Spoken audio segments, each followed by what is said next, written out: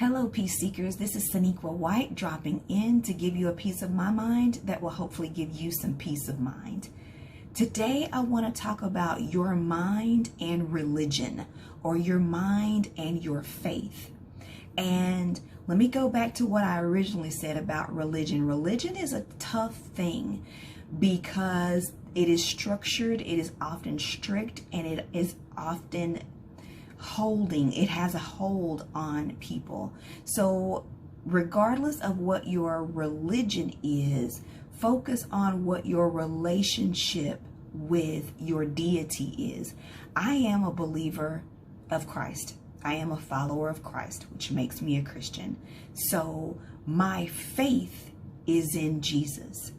And I know that I have an assignment, I have a purpose, I have a calling, I have gifts that flow in line with what God and Jesus have in mind for me to do. And those are the things that I live by. You may not believe what I believe, and that is okay, but you have to have something that you have faith in. And that is what I want you to talk about today, is your mind and religion, or your mind and faith. Faith and mental health are not mutually exclusive. Your mind, let's talk about your soul.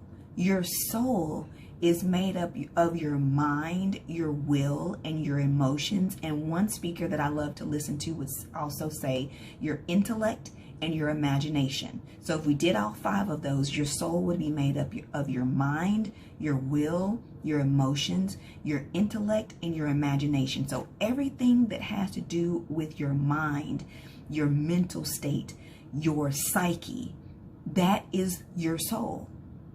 And so if you are talking about saving souls, as we do in my faith of Christianity, if that soul is in a mental state where the soul cannot function, it is going to be hard to save that soul, because that soul can't even hear what you would have to say that might save them. So what I want us to understand when I talk about your mind and your faith or your religion is, what are you grounded in?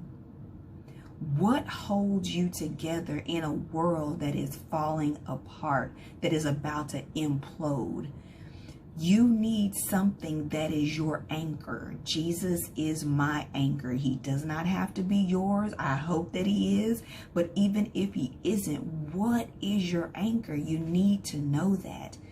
Your mind cannot function well in this world without an anchor, because there's nothing to grab onto. If you are dependent solely on yourself or another person, you are in trouble. You are going to go with whichever way the wind blows, with whatever culture says is popular right now, whatever society says is okay to do, and that is dangerous, because our culture and our society changes with the wind, with politics, with who's ever in office, or whoever is the entertainer that's the most influential right now. You cannot live your life safely, peacefully, in harmony if you are living that way. You have to get your mind anchored in your faith, whatever it is that you have faith in.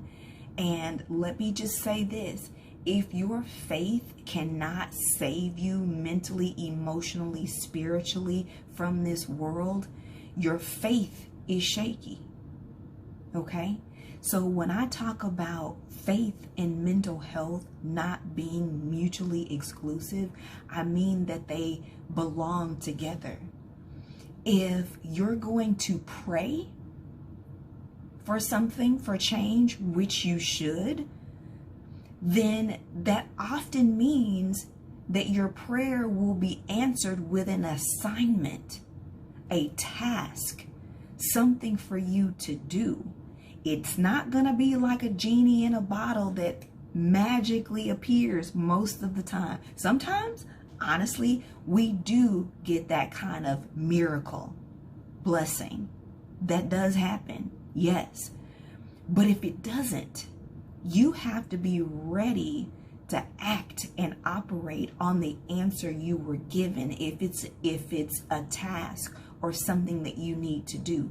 But if you don't have faith, if you don't have something that you are looking into or looking forward to, or something that is going to be your anchor, that you know you can get answers from, you are going to be in trouble.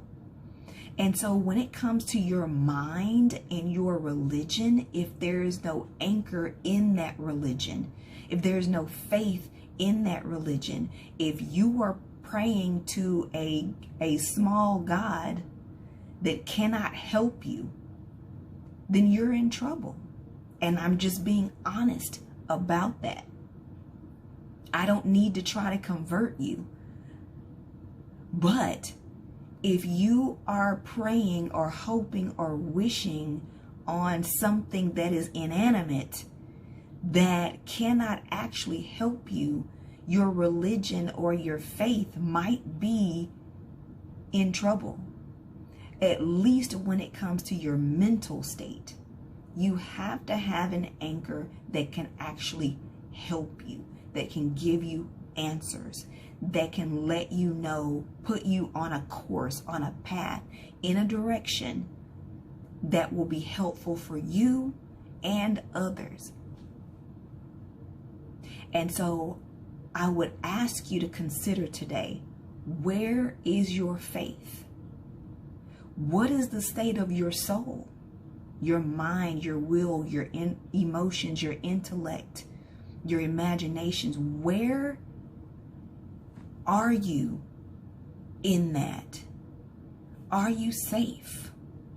Are you strong? Are you on solid ground there? Because if you're not, it may be time for you to change where your faith lies. I hope I didn't offend you. If I did, I do apologize for offending you, but I do not apologize for what I'm saying, because I wholeheartedly believe it. Anchor yourself in your faith, or in a faith that can actually help you, so that you can stabilize your soul, which is inclusive of your mind, your will, your emotions, your intellect, and your imagination. I hope this video has been helpful. If it has, give it a thumbs up. Remember to subscribe. I'll be back soon, but until then, be proactive about your mental health. Be well, and God bless.